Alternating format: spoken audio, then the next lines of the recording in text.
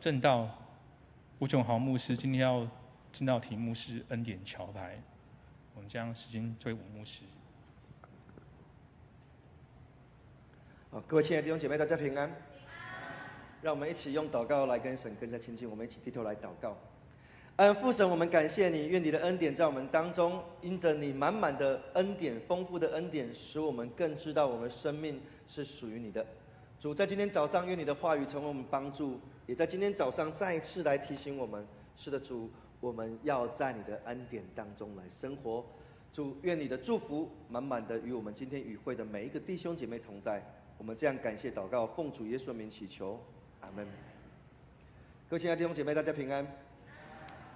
这是一个对我来说是一个非常恩典的教会——淡水教会。在38年前，当时我还是高中生啊，我家住在巴黎，我每一天我都要坐船来读淡江中学。我看到苏长老，那时候的每一天呢，就是来回就是要来上学，然后要放学。每天都会经过淡水教会，为什么？因为这是一条最简单、最容易的路径。从渡船头起来，然后走到真理街，然后接去我们的那个天桥，然后往上走就到学校，然后再下来也是走这样的路程。这样的路途呢，走了3年之久。今天早上我7点从新庄出发，我发现从新庄来淡水是一条不容易的道路。我早上7点出门，快9点才到这里。那其实呢是8点20的时候就已经到了我们的这个捷运站，所以我在想说，我们要用走的，慢慢的走到淡水教会来，撑着伞走到淡水教会来。为什么？因为在38年前，每一天我都是这样撑着伞走淡水的这个小路这样子。我在一路走过来的时候，我就想说，今天要来到淡水教会，来跟大家见证，来跟大家分享，来跟大家传讲神的话语。那其实，在那过程里面，我真的一直在从开始接受邀请到来这里跟大家分享的过程当中，其实我觉得在我的牧会生涯里面，我觉得，我真的是体验到说，我们的生命都是在神的恩典的桥牌当中。那什么叫做恩典桥牌呢？容我来介绍一下哦。那是我现在在做一个布道用的一个牌卡，那我就研发了一个牌卡来取代我们现在已经做了很久的幸福小组，因为我觉得长老会应该有自己的传福音的模式。那我就发现了一个很大的一个问题啦。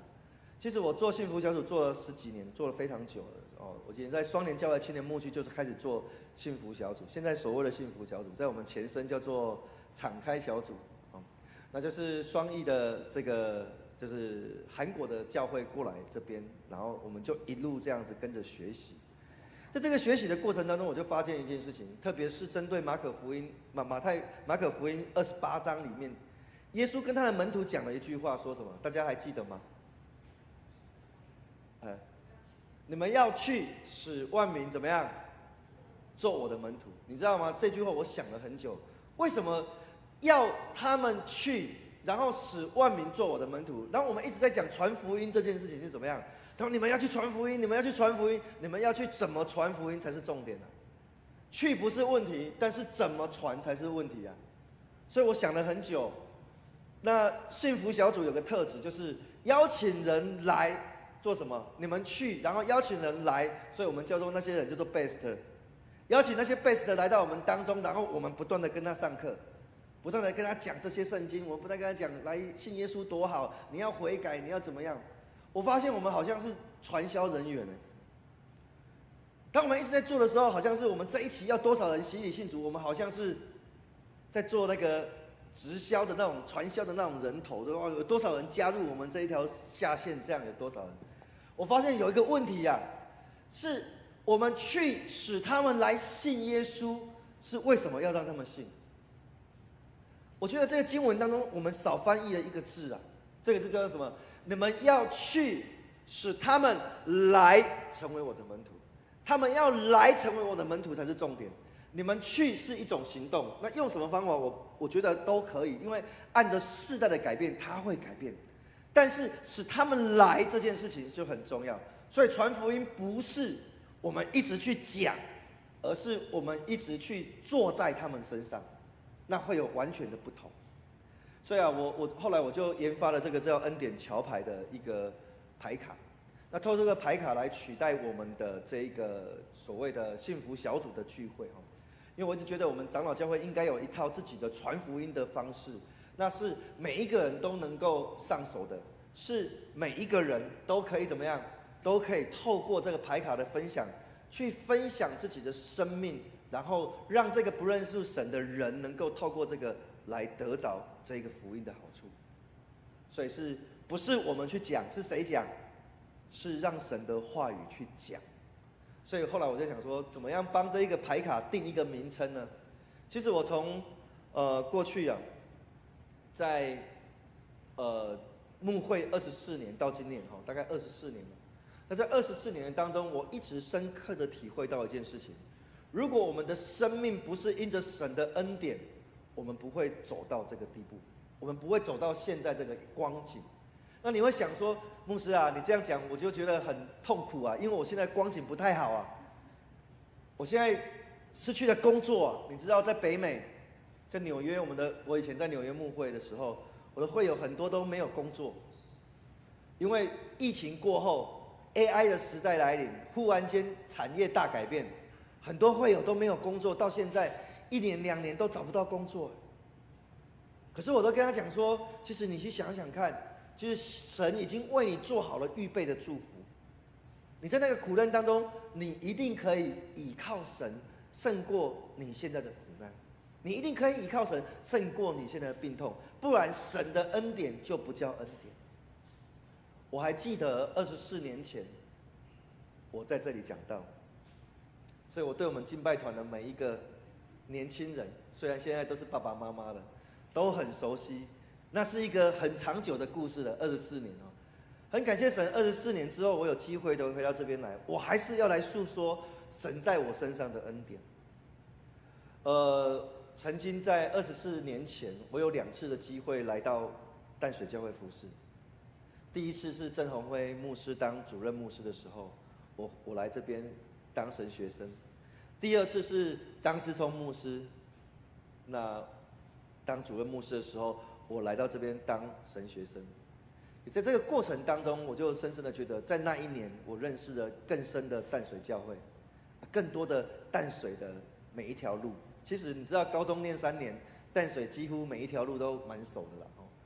其实，在那个过程里面，我真的深深的觉得说，其实我们的人生一直都在上帝的恩典当中不断的向前进。所以我记得在我们刚开始念淡江中学的时候，其实那时候我还懵懵懂懂，对信仰还不是很理解。38年前，那时候有一天我16岁了，忽然间牧师跟我说：“哎，炯豪，你16岁了，可以来洗礼了哦。”我好高兴哦，可以洗礼了哎。然后就去洗礼了。可是我真的不明白我为什么要洗礼，只是说因为我阿公是教会的长老，我爸爸妈妈是教会的长老，所以我需要洗礼，是因为我是长老的孙子啊。我是长老的儿子啊，所以他们说你现在16岁了，你就可以来成人洗了嘛。我说哦好啊，那就洗礼了。所以当我念淡江中学的某一年，忽然间教会叫我洗礼，那我记得印象非常深刻，到现在我还是记忆犹新。那一天早上，教会要问道理，各位知道吧？洗礼之前要问道理，要问道理的时候呢，我就在那边准备问道理。牧师就问我，跟2个长老就小会员就问我说：“哎，炯豪，你知道吗？问你一个问题。今天我们问道理只问一个问题。然后问什么问题呢？他说啊，你知道吗？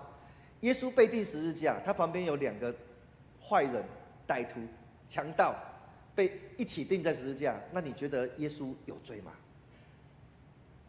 你们觉得耶稣有罪吗？有没有？耶稣有罪吗？没有。我那时候说有罪。在30分钟之后就要洗礼的人说耶稣有罪，为什么？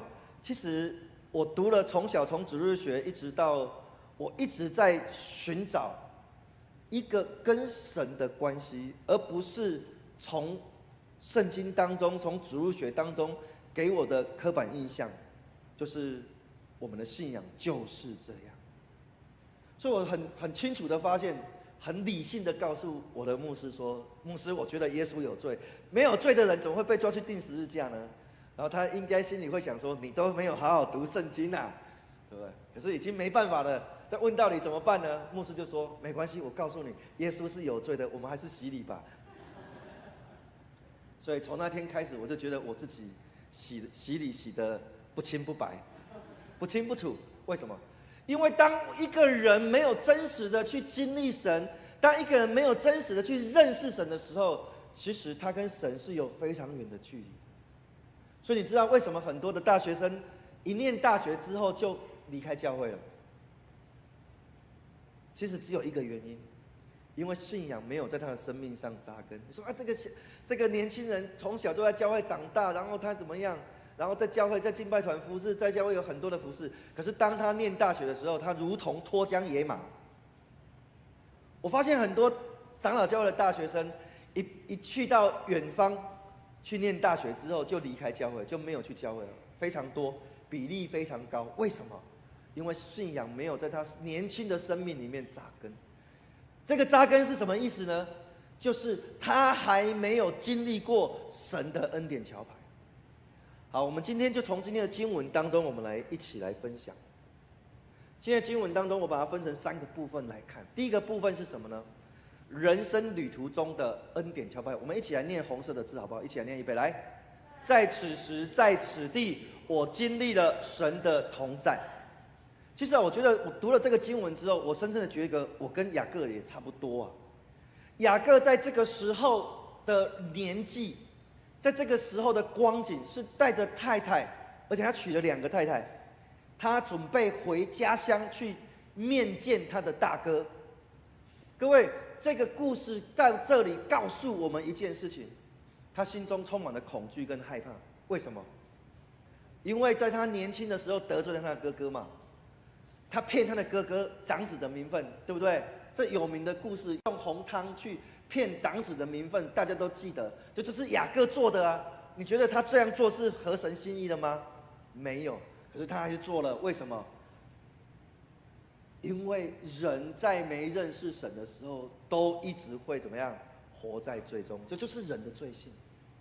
他不只是骗这一个骗人的人，然后他去到他舅舅那边工作，结果嘞，他的舅舅居然骗他嘞。所以他是一个骗子，又就去被别人骗了。可是好不容易弄了很久，做了14年的苦工，娶了2个老婆，然后也在临走之前，再骗了舅舅的财产，羊都想要骗走了。这样的一个人，你说在他的生命当中，为什么在圣经当中有这么重要的一个角色？我一直想不通。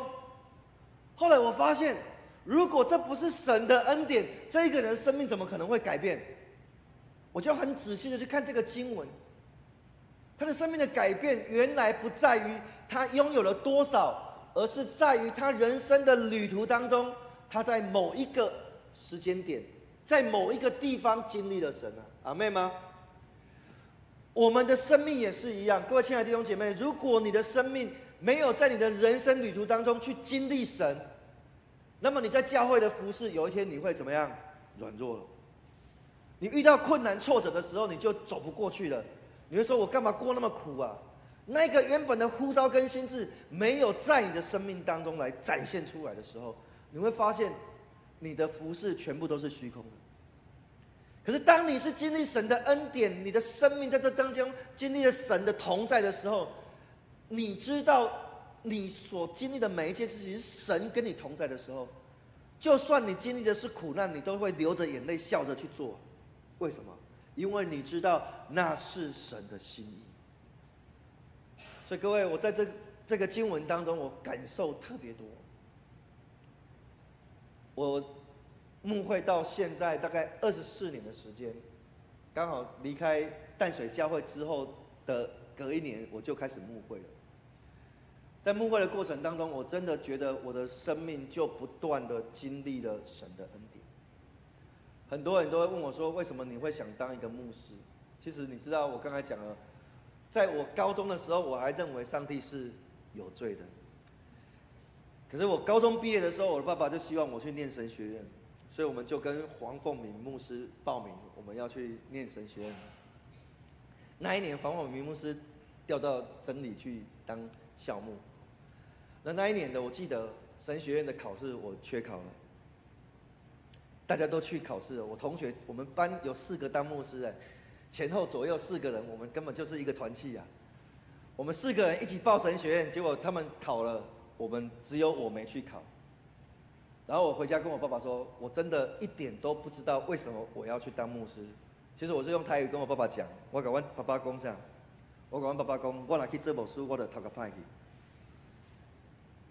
我是很坚决的在想，我觉得神在我生命当中不应该是让我当牧师吧？我这么不认识他的人，怎么会叫我去当牧师？然后你还叫我去念神学院，我一定是疯了，不可能，我一定读个歹去。可是你知道吗？人生的经历很难讲。直到我当兵要退伍的前半年，我的兵是叫做台湾中华民国陆军中华民国陆军联合勤务总司令指挥部，好长，简称联勤。那我们就在基隆港，我就在固守在基隆港，我在基隆港当兵的。就那一天我们当兵，我们基隆港，因为那时候好像这个台湾的部队好像出了状况，枪被抢走吧。后来我们枪全部都没收，都锁在枪柜里面。我们单位没有半把枪，我们就一个警棍，然后戴着一个小军帽，就在巡逻。我们就是顾仓库的。那你说歹徒来怎么办呢？我们就会说欢迎光临，请进，因为我们连枪、连守卫自己的办法都没有。可是在当兵的那2年，我觉得神真的是有很奇妙的恩典。其实我要在当兵之前，我一直在做音乐的学习。那我就开始从当兵的时候就开始写歌。可是你知道吗？我是一个看不懂五线谱的人。我从小就向往的去参加圣歌队。在我国中1年级的时候，我要参加圣歌队。终于升上国中了，马上去参加圣歌队。第一天参加圣歌队那个礼拜6结束之后，我觉得是我人生最悲惨、最惨痛的经历。牧师就把我叫过去，炯豪来，我说干嘛？牧师就跟我说你的声音正在变声期，不适合唱歌。人家唱歌都好好的，你一加入就变成鸭子在叫。所以你不要参加圣歌队了。你知道，我觉得我人生蛮受伤的，被拒绝了，我就没办法参加圣歌队。后来搬到台北，搬到巴黎来之后我又高中了嘛，就声音变完了，就变高八度，我就很高兴，我又参加圣歌队。我参加圣歌队之后，第一次唱完之后，牧师又把我叫来，炯豪来。我想说，悲惨的命运难道又要开始了吗？果然，牧师跟我说，你的声音都高人家8度，不太适合。你要学会看五线谱之后再来我就蛮受伤的后来就说我再也不唱歌了。可是我从来没想到，那一个曾经说再也不唱歌的人，最后在写歌赞美神，创作很多的诗歌。我觉得人生的经历是一种很奇妙的经历，是当你越想要逃离神的时候，神就把你越抓得越紧。所以你知道，在我当兵的那个时候，我发生了一个很奇妙的事情。那个事情就是我经历了神。我在站卫兵，我看着天上的星星。你能够想象今天的经文里面，神给那个雅各的应许说：“我要让你的后裔如同海里的沙，如同天上的星那么多吗？”那一个应许，你大概很难想象，那一个什么叫做海里的沙跟天上的星呢？当有一天你站在星空之下，看着满天的星星的时候，你才会发现那一个上帝创造的美。但是我今天要讲的不是上帝创造的美，而是在那一个刹那，我好像被上帝直接提走。然后在那一个光景当中，神就让我看了我一辈子的每一件事情，这样。有了那个经历之后，我真的深深的能够去体会到雅各在这里所发生的事。在此时在此地，我经历了神的同在的那一种感受。我们来看这个经文是这样说的：雅各出了别是巴，往哈兰那里走去，到了一个地方，因为太阳落了，就在那里住宿，便拾起那地方的一块石头，枕在头下，在那里躺卧睡了。梦见一个梯子立在地上，梯子的头顶着天，有神的使者在梯子上上去下来。耶和华站在梯子以上说：“我是耶和华你主亚伯拉罕的神，也是以撒的神。我要将你现在所躺卧之地赐给你和你的后裔。”这个经文清清楚楚的告诉我们其实这一个雅各，他的爸爸以撒是神给予他应许说：“我要给你后裔，如同沙那么多，如同天上的星星那么多。”这一个雅各的阿公叫亚伯拉罕，是最早在创世纪12章的时候，神就已经告诉他说：“我要使你的后裔如同海里的沙，如同天上的星星那么多。”可是这一个阿公生的孙子，好像不太认识神啊。你有没有发现，我们一直在看雅各的故事，我们都看到他12个支派的那个时候的光景，可是我们都很少去看到他前面，他还没有认识神的时候那种生命的光景。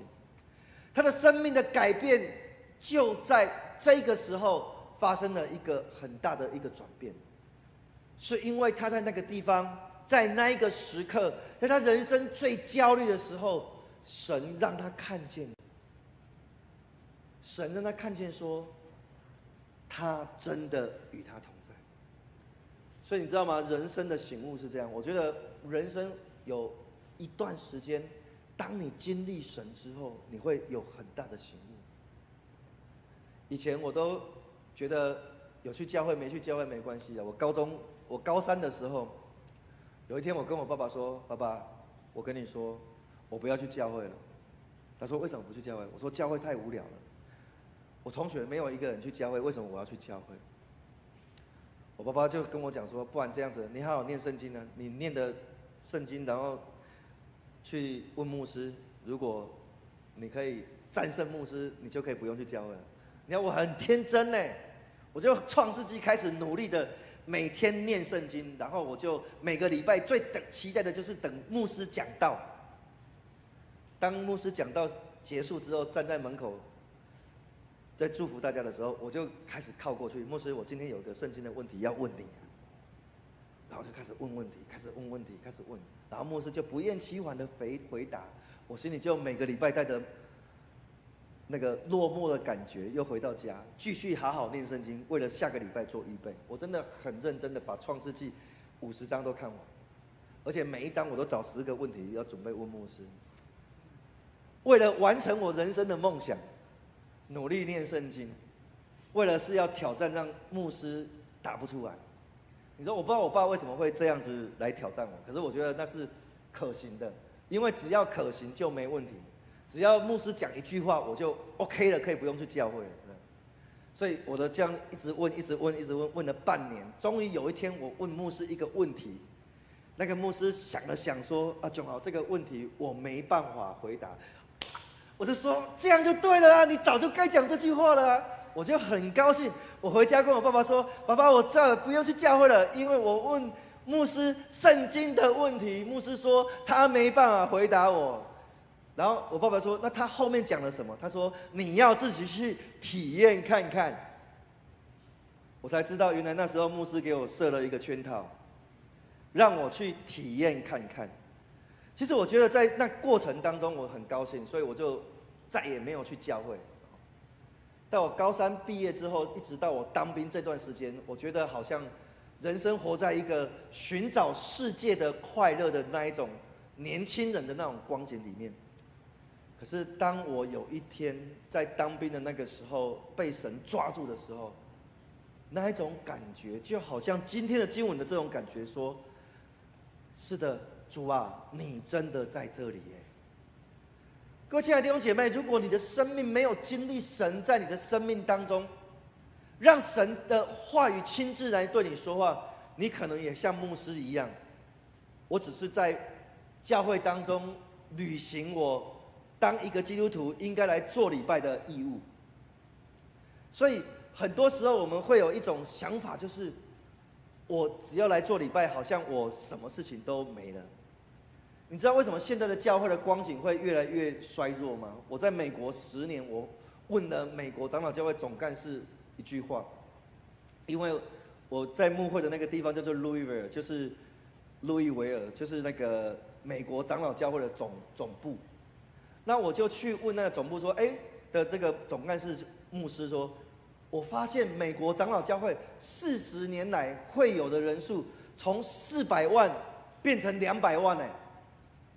我就问他说，为什么这40年来掉了这么多人呢？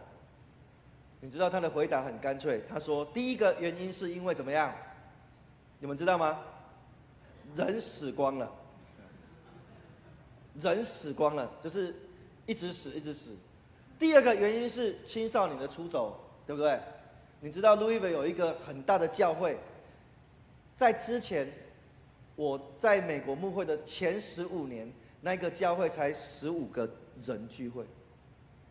可是我们台湾人的教会租的那一个叫加尔文长老教会的，那个教会在前10年有1000多个人聚会，在我去的前5年变成了100个人，在我到的那个时候的2年之后，剩下20个人。所有的人不是老去就是离开。可是我觉得美国长老教会完全没有意识到，其实有一些问题发生在他们的身上。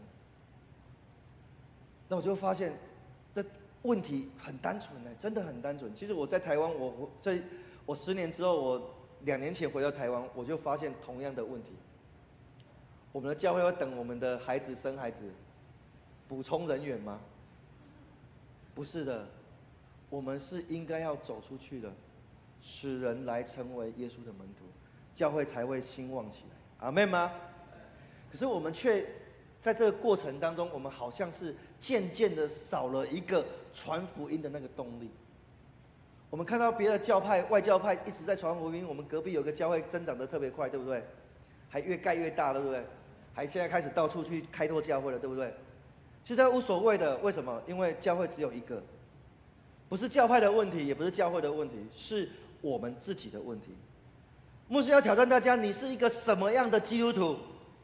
如果你的生命是有神的恩典在你的生命当中来桥牌，如同雅各一样，你曾经经历过神的恩典，你曾经经历过神的祝福，所以你感动，你洗礼，而如今呢？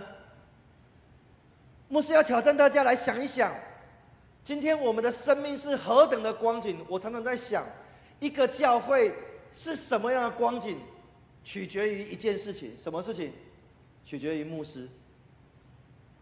牧师如果生命没有光景，没有突破，教会不可能突破，因为牧师会揪在这边。所以牧师要秩序的带领弟兄姐妹一直往前走。第二个很重要的原因是什么？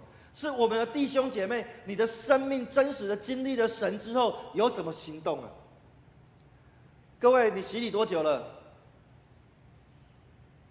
想一想，你洗礼多久了？接着，洗礼多久了？30年。这30年来，你有带过人信耶稣吗？有，很好，感谢主，我们给他一个掌声鼓励，好不好？你知道吗？当我在乡下牧会的时候，我曾经去到那个教会，我们中会的这个总干事就跟我说：“这间教会你去大概3个月就可以关掉了，因为剩8个人。前面的牧师当了1年2个月就离职了，这个教会很难待。你去了，如果没办法，我们就把它关掉吧。”我说：“这些中会的牧师真好，派传道去关教会，怎么自己不去关呢？”我去到那边，我真的3个月我就投降了。你知道，刚毕业的神学生，我们受神学院的讲道教学什么的，就这样，我们就按表操课，去到那边就给祷告会、讲道，就这样弄，好像都没问题。可是3个月之后呢，8个人睡觉的还是在那边睡觉，因为我们那些长老都是退任的长职啊，现任的长职是我一到，他们就说传道我要请辞，全部都走了。3个月之后，我完全没有任何的想法。我想说，那就关吧，我反正又不是我的事情。我就跟神祷告说：神啊，你派我来这里，你呼召我来这里，虽然是抽签来的，但是我相信有你的美意。我跟神祷告说：不然你给我一个意向，让我知道我该怎么做嘛。那天晚上我做了一个梦，你们知道那个梦是什么？那个梦是有一个教会在公园里面，有一个公园里面有教会。我醒来之后我就说：主啊，这是什么梦？怎么会有这种事情？我还没有看过教会在公园里面的。现在我看到台湾很多海边都有什么高跟鞋教堂啊，什么什么教堂、水晶教堂的那些，都是给人家怎么样拍照用、证婚用、结婚用的。有没有实际一点？怎么会是一个教会在公园里面？然后我就看我们教会那时候在林内，我就觉得说，哇，这个教会真的是没有什么好的光景。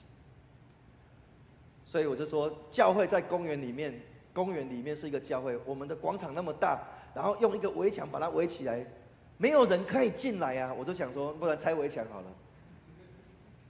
我就长执会提议把围墙拆掉，然后长老就说：“你把围墙拆掉，我们就把你赶走。”我遇到了很大的困难挑战，他们说：“你这个传道都欧北来，怎么可以把围墙拆掉？围墙是保护教会、保护传道你在教会里面住的。”我说：“可是如果围墙没有拆掉，没有人知道围墙里面是什么。”所以在当下我就觉得说，我面对了一个很大的挑战。我们说没关系，我们每个月再来讨论。我们就这样讨论了1年呢，长执会讨论了1年，终于成就了，感谢主，阿们。因为那个反对的长老落选了，他就没有当小会员。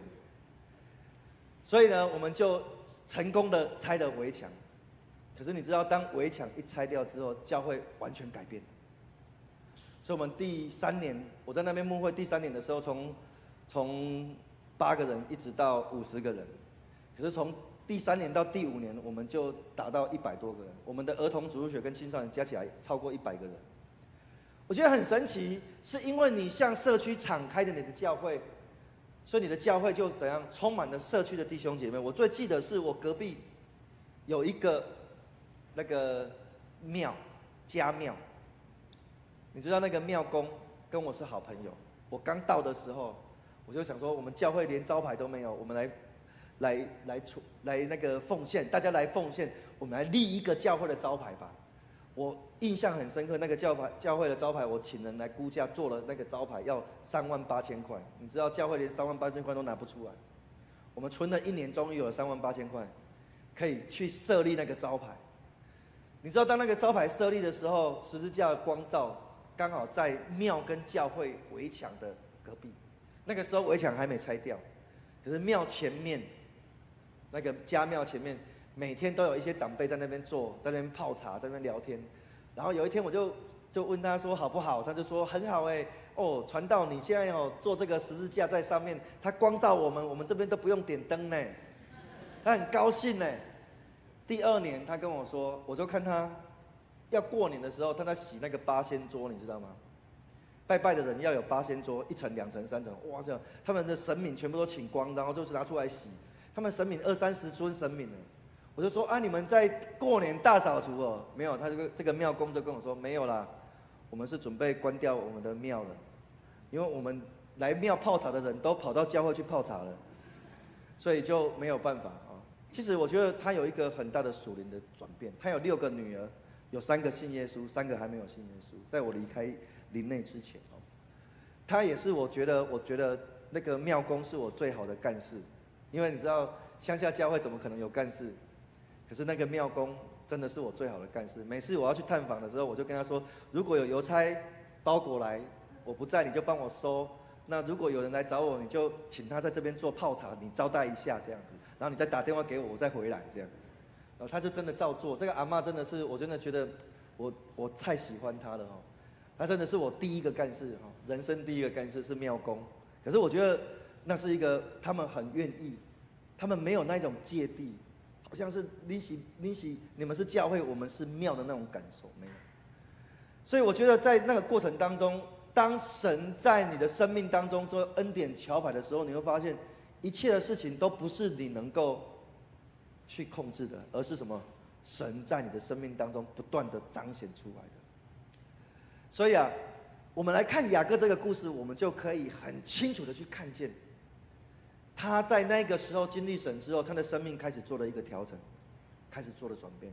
那他的调整跟转变是什么呢？我们来看下面的经文。第二个，我们来看神对雅各的祝福。来，我们一起来念红色的字，预备来。让神的话语成为我生命中最好的祝福。他去领受了耶稣，他去领受上帝对他讲的话。上帝对他讲什么？我们来看这个经文的后面怎么说。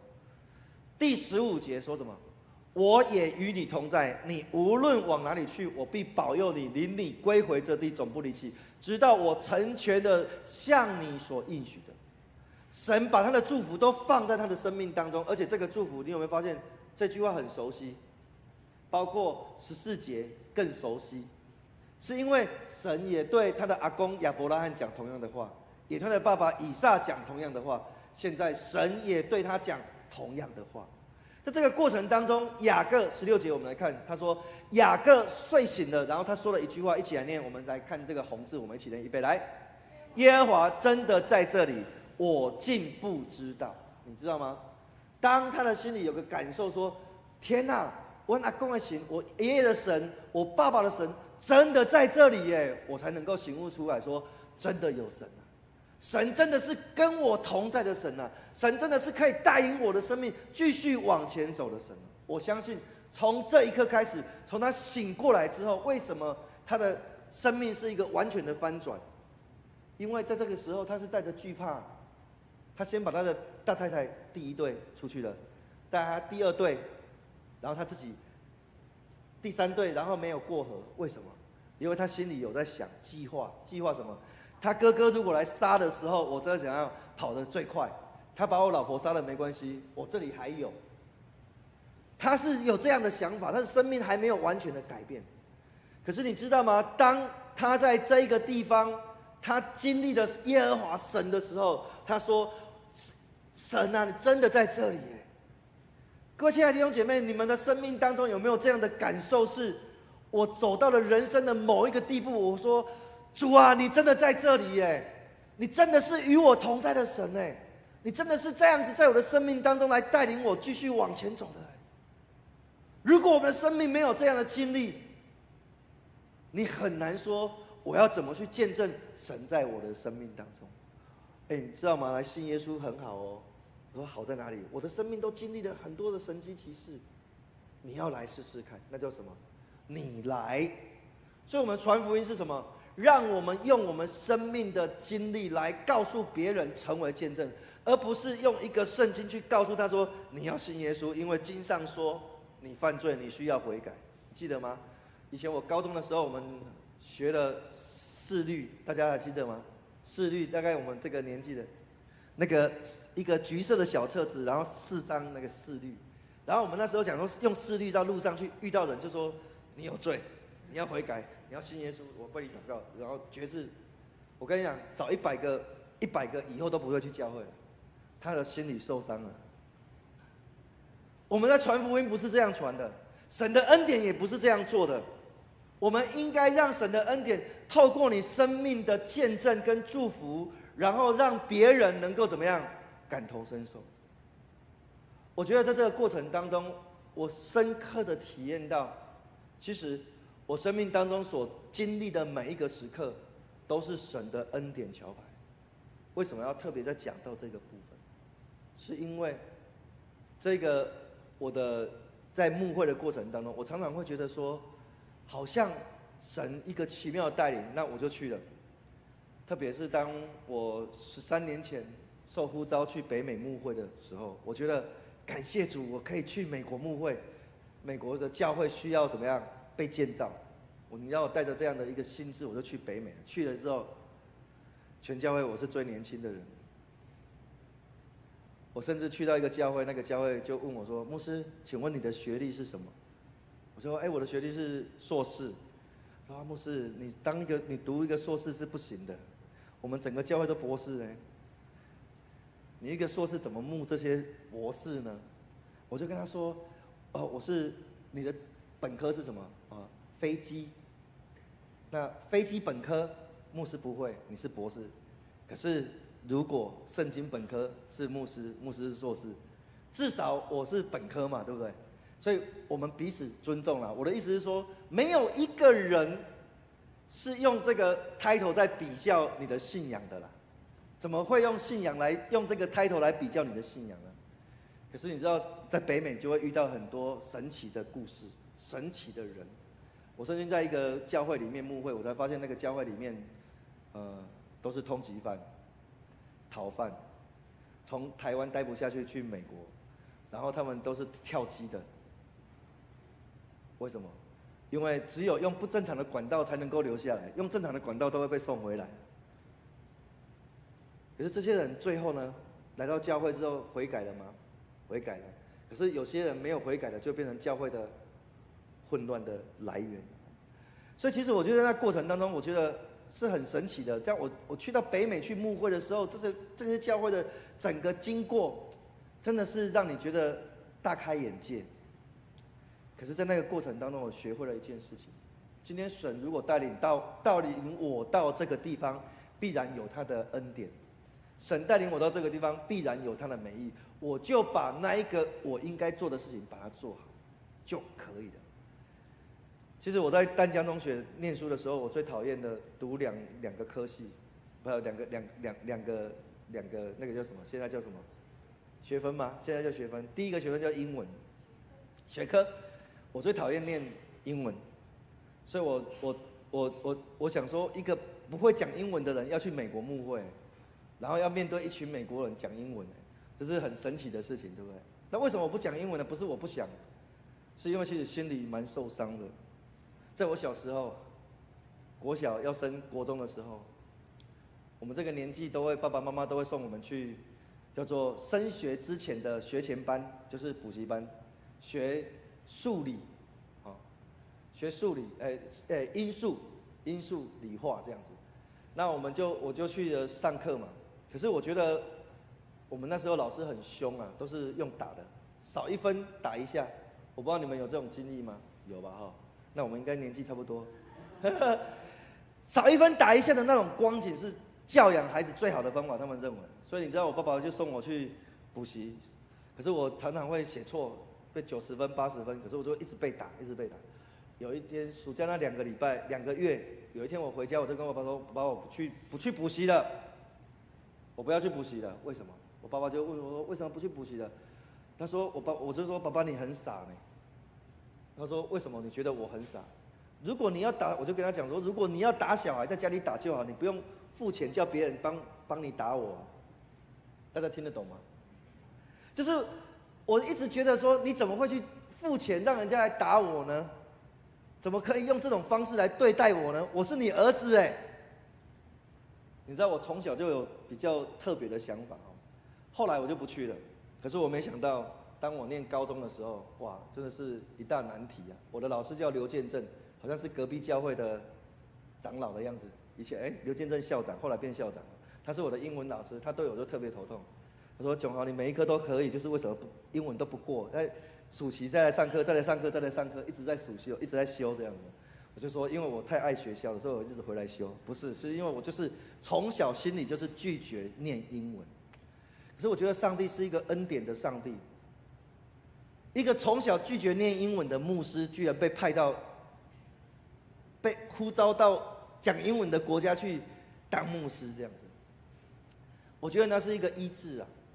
其实每一个人从小在生命当中会有很多的创伤。我刚才讲的是我自己的生命创伤。我只要看到英文我就非常讨厌，我只要听到圣歌队我就不太舒服。那是因为从小的创伤。可是后来神的恩典慢慢的成为医治你的能力。我觉得神好像在对我说话，说你来不用害怕，你应该放掉你过去你自以为的那一个生命的创伤，而是不要选择你自己，而是选择我给你的恩典。阿们吗？所以各位亲爱的弟兄姐妹，如果你的生命有类似牧师这样的经历，你会想到你一直走不出来的人生的困境。可是神的心意不是如此。我们能不能重新去检视一下神在你生命当中要你去经历的每一件事情。所以你知道，我从美国回来之后，我开始就想，到底是什么成为每一个人生命当中的难题？我第一个想到的就是什么？就是 emotion， 情绪。我们都是有情绪的人，有情绪不是不好，但是有些情绪是从小就定在你的生命当中，最后变成你生命的苦毒。所以你知道，有些人不喜欢听到小孩的哭声，听到小孩哭声，他就有愤怒感，有情绪感。为什么？可能在他从小的时候，因为小孩在哭，他的弟弟妹妹在哭，爸爸妈妈就去打他，所以他只要听到哭声，他的心里就会紧张，就有那种情绪感。牧师举的只是一个 case， 可是各位亲爱的弟兄姐妹，我觉得，当我在研发这个恩典桥牌的时候，我忽然间觉得，我们的情绪都是可以被医治的。谁医治我们的情绪？神的爱医治了我们的情绪。所以我们传福音就是做什么？做我们生命的情绪分享。我们传福音就是让每个人在分享过程当中，让神的话语对他来说话，让神的话语来对我们说话，不是我们一直去讲。以前都是我们一直去讲。各位，我们在淡水教会，我们更应该去想到马街有没有一直讲你们要信耶稣？马街是说你来信耶稣好吗？没有，马街是说来拔个牙齿吧，拔一颗再送一颗。其实他是用行动在做这些事情，可是我们常常忘记了，我们常常都用说教者的心态来传福音。我们应该用我们的生命去活在他的生命当中，成为那一种陪伴，成为那一种影响。你知道我们以前传福音在做幸福小组讲的是3件事情，耶稣只做3件事情。第一件事情叫做什么？教导。耶稣在教导人嘛，教导什么人？教导法利赛人，教导他的门徒。耶稣教导人，然后呢，第二个是什么？医治。耶稣行很多的医治，所以耶稣只做3件事情。你在圣经当中可以看到，耶稣做哪3件事情？教导、医治跟传福音3件事情。可是那是记在圣经上的，可是以耶稣的行动来讲，我又发现耶稣也做3件事情。第一件事情是什么？陪伴。耶稣陪伴那些伤心的人，耶稣陪伴那些痛失自己兄弟的人，耶稣陪伴那些犯奸淫的人，耶稣陪伴那些生命需要得着医治的人。耶稣是一个陪伴者。耶稣传福音的方法不是一定要用教导的方式，他也可以陪伴。然后第二个是什么呢？倾听。我觉得陪伴跟倾听是非常重要的一件事情，就是我陪你，而且我听你讲。以前我们传福音我们一直在讲，现在应该反过来说，我听你讲你生命的故事，好吗？然后陪伴倾听之后，我觉得耶稣做了一个最重要的，叫做 empower。什么叫做 empower 呢？就是赋能。empower 如果在我们的生命当中，在公司里面 empower 叫做充分授权。我赋予能力给你，就是我们每一个人都要成为一个赋能者，我们去给别人更多的鼓励，更多的激励。就好像我们看到这些年轻人在带敬拜团，从他们很小的时候，不是很小的时候，很年轻的时候就认识，到现在他们都没变呢。我今天看到怡芳，看到雅芳，我都叫得出来；看到介者都叫得出来。为什么？因为他们都没变啊，就如同24年前一样，对不对？这样有没有赋能到你们呢？其实我们的生命是这样子的，当我们把陪伴每一个不同的人，然后倾听他的生命的故事，然后给予他很好的激励，那才是福音啊！不然你就说，你这样不行，你要悔改。你做了很多神不喜悦的事情，然后他心里想说，我还没有被接纳，然后你还要叫我认罪悔改，然后他心里就很挫折。所以各位亲爱的弟兄姐妹，我们其实从今天的经文当中，我们更可以去看到，其实雅各的生命就是从一个不认识神的人，一直转变到当他经历神的时候，他就开始转变他生命的那一个方式了。所以他说：“耶和华真的在这里，我竟然不知道。”然后他就惧怕了，他开始害怕。他之前的害怕是什么？害怕他会被他哥哥追杀。现在害怕是什么？真的有神跟我同在。可是各位亲爱的弟兄姐妹，真的牧师要提醒大家，我们要做选择。我们在恩典桥牌当中，我们只做一件教导的事情，这件教导的事情叫做选择。人生都是在选择里面完成的，你们相信吗？人一天有3万个选择，人一天有3万个选择。你说有那么多吗？从你起床开始，牧师算给你听。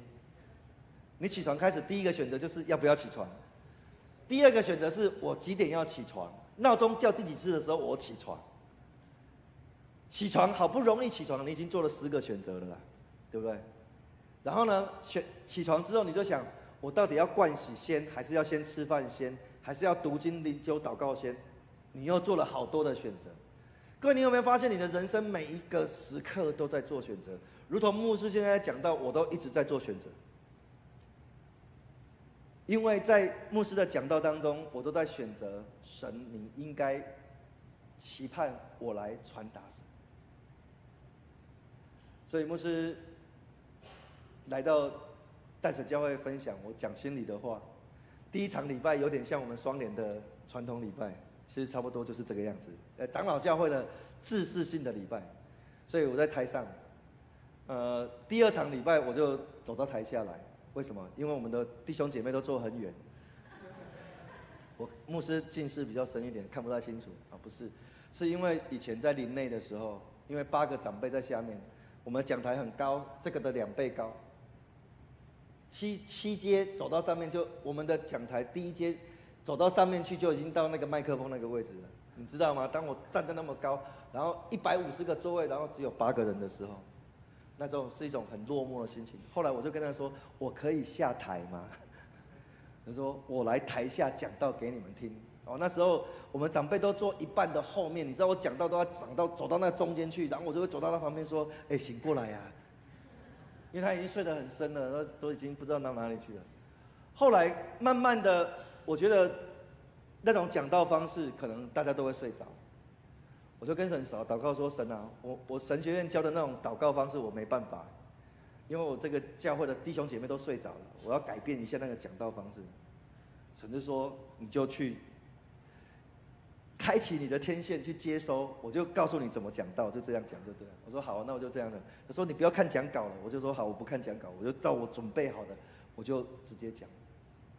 所以从那个时候到现在20几年了，就是我讲道就不会去看讲稿了，就是因为从礼拜1开始确定这个题目跟标题之后，我就开始准备，一直准备，把每一个可能要讲的东西都放在这当中。可是当礼拜天的时候，圣灵感动我讲什么，我就开始讲什么了，就这样很单纯。可是有时候你知道天线会被盖台的，你知道吗？所以我常常就是在那个过程当中就觉得今天的讲道没有什么感受，所以就不讲太多哦。今天讲到特别有感动，我觉得那种圣灵的带领是特别强，那我们就多分享一点。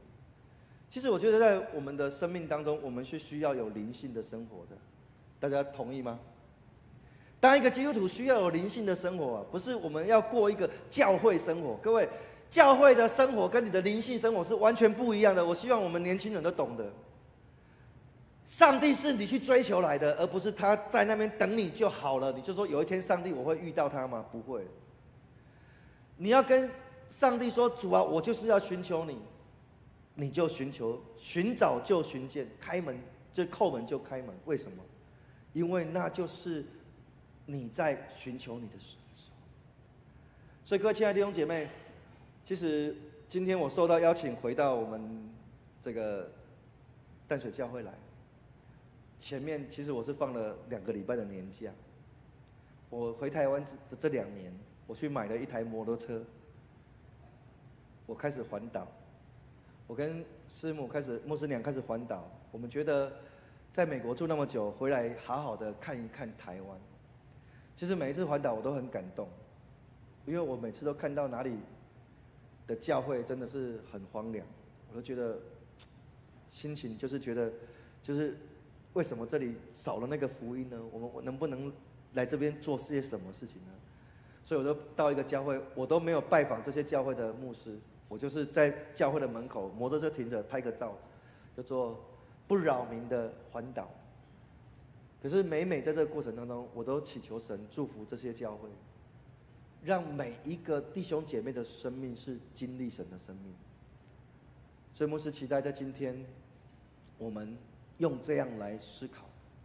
如果我们是领受神的话语的祝福的人，那我们更应该像雅各一样去做一个行动。第三个，我们来念这个红字，预备来，以决志的心回应神对我的应许。我觉得这是一个很重要的关键。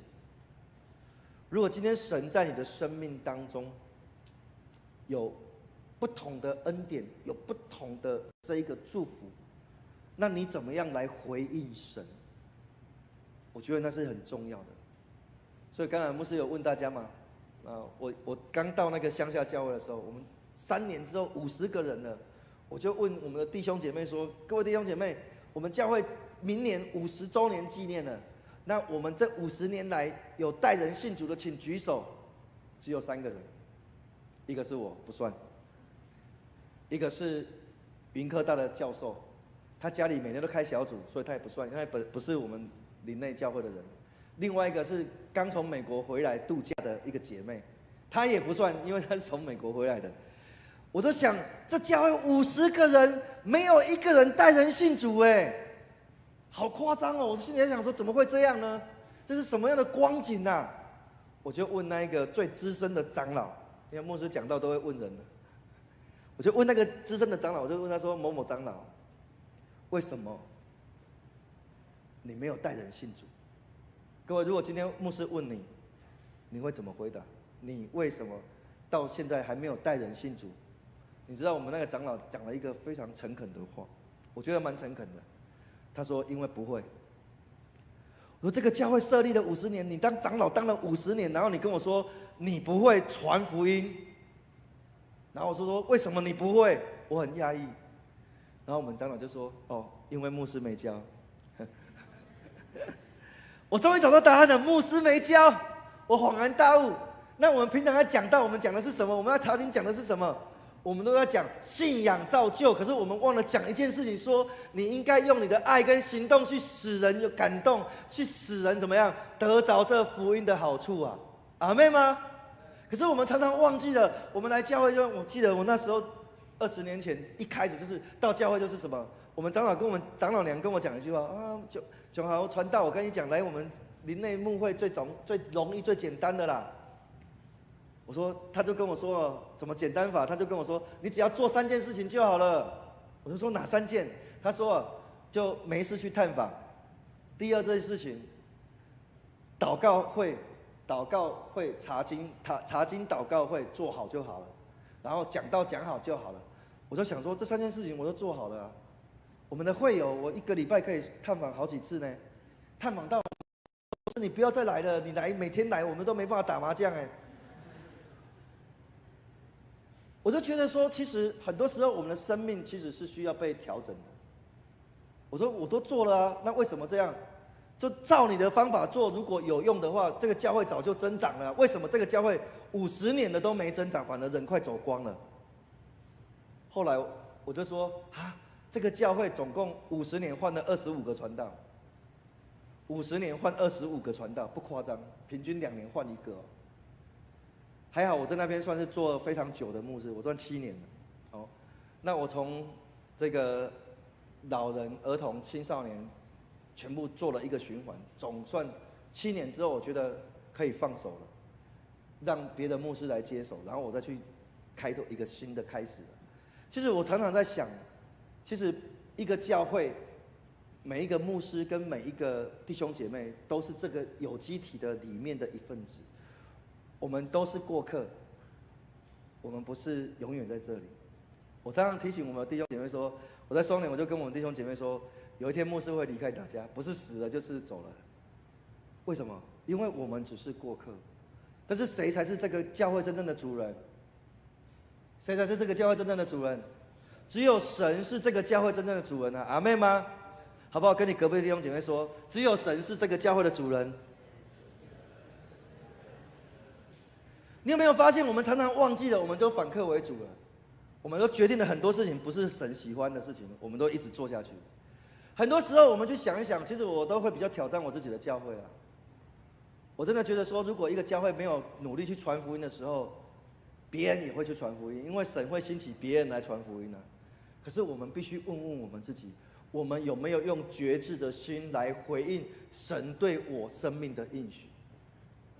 你已经领受了神这么多的恩典，你已经领受了神这么多的祝福，可是你愿不愿意为神走一里路呢？你愿不愿意用你的生命去回应神在你生命的应许呢？所以雅各是这样说的，他说：神若与我同在，在我所行的路上保佑我，又给我食物吃，衣服穿，使我平平安安的回到我父亲的家，我必以耶和华为我的神。意思就是什么？就是说，如果神已经这样子行在我身上了，我一定会怎么样？有所回应的。所以各位亲爱的弟兄姐妹，我们透过今天的经文，我们来想一想，神的恩典在你的生命当中桥牌。牧师都觉得这牧会的这24年其实蛮梦幻的，虽然感觉24年前才离开了24年，可是感觉好像昨天还在这里的样子，因为你们都没变嘛。所以在这个过程当中，我深深的觉得说，其实人的生命是这么的短暂。我为什么一直在 push 这个恩典桥牌？是因为我觉得人的生命太短暂了。可是，在你的短暂生命的过程里面，你怎么去回应神给你的恩典？他给你的婚姻，给你的祝福，给你的病痛，给你的苦难，给你的挫折，给你任何的难关，我都感谢神。我在10年在美国的这10年是一个旷野，对我来说是一个旷野。可是这个旷野对我来说却是一个最好的祝福。当你的生命开始选择做一个不同的调整，你就会发现你的心境会完全不一样。因为你的选择是选择在一个合神心意的道路上面，就算你再怎么苦，你都会觉得没关系。我相信神在这之后必有什么？必有更大的祝福。所以各位亲爱的弟兄姐妹，牧师期待我们的生命是被神桥牌的恩典人生。不管你想追求的人生是什么，最后都是在神的恩典当中。我发现呢，最近我在写研究一个东西，就是神在圣经的每一个人的生命当中怎么桥牌这个人。我觉得很有趣啊！我第一个做的是，我是按照英文A 开头 ABC 这样排下来的。结果第一个叫做 AA， 叫亚伦 Aaron AA， 所以第一个我就做他嘛。结果做完之后，我就发现以前都没有发现亚伦很坏耶，他也是一个不是很遵守神的心意的人。可是神最后也是祝福他耶，为什么？他最后变成利未人的祭司的职分，可是他之前他耳朵很轻啊。哎呀，以色列人说：“哎呀，那个摩西上山去，不知道什么时候才会回来，我们要弄一个神出来。”他就说：“把你们的金子收一收，我们烧一只牛出来。”哎，很现代化，金子收一收丢进去，砰，一只牛犊就出来了，很神奇的哈。可是你会发现，在这个过程当中，其实他正在做一个神不喜悦的事情。可是当我在一个一个这种人物拿出来研究的时候，我就觉得说，这是记载的还蛮详实的人呢。可是很多人只有记载一句话而已，比如说亚比斯的祷告，那你怎么去看神在他的生命当中有怎么样的恩典？其实我再一次的透过圣经从今年开始这样一个一个圣经的人物开始去研究的时候，我就发现，圣经里面的人跟我们每一个弟兄姐妹都很像，我们就如同圣经里面这些人物一样。所以我们需要的是神在如同圣经里面所记载的那样，来告诉我们怎么过我们的生活。我们也是一样，所以我们为什么要透过神的话语来过我们的现在的生活？是因为我们正是如同这些圣经里面的故事人物一样。所以各位亲爱的弟兄姐妹，牧师特别要祝福大家，去想一想，至今你的生命经过了多少的困难跟苦难。我常常在讲一句话，没有什么是过不了的，撑不过的。为什么？因为你现在是坐在这里啊，如果你撑不过，就不会坐在这里了。就是因为你是可以走过的，你有能力可以胜过的。那如果你说你信心不足，那你要怎么办？你就说主啊救我，不是吗？你要深深的相信说神就是这样拯救你的人，如同雅各的神这样拯救他，让他的生命开始有了转变，让他的生命开始变得不一样了。所以各位亲爱的弟兄姐妹，我相信这是一个很好的一个机会，是让我们生命可以去更多的去亲近神，让你再一次的透过雅各的故事来提醒你，其实你是一个领受很多神恩典的人。让我们一起来祷告。爱的父神，我感谢你，愿你的恩典赐福在我们当中，使我们深刻的知道，主啊，你就带领我们走在我们人生的道路当中。主，我们的每一步你都看顾，每一步你都保守，每一个时刻你都带领我们在人生的道路上往前走。但主，有时候我们虽然看见了你给我们的意象，但我们却不敢的去抓住了你所给我们的意象，因为我们生怕做错了选择。但主，很多时候我们的确是做错了选择。我们相信你的意象是不会改变的，但选择错误的我们，是不是能够回心转意，再归向于你呢？主啊，愿你让我们每一个弟兄姐妹的人生做出最好的选择，使我们在这个过程里面找到我们生命的意义。我们这样感谢祷告，奉主耶稣名来祈求，阿门。